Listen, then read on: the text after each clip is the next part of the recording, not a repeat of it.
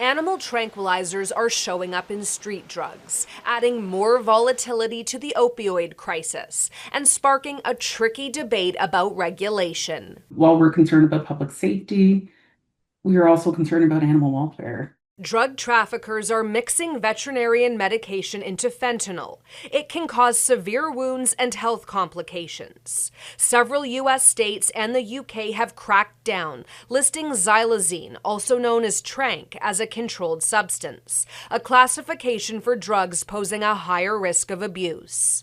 I don't understand why the Liberals are not acting on this. Global News obtained a report by Canadian border officials through access to information laws. It says pressure from the lobbying industry means products that are universally recognized as having negative health incomes, such as xylazine, aren't being listed in Canada. It's not clear which industry the CBSA was referring to.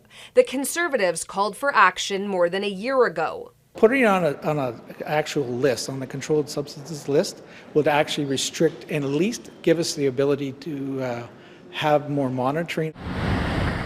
The U.S. Justice Department says China is the main supplier.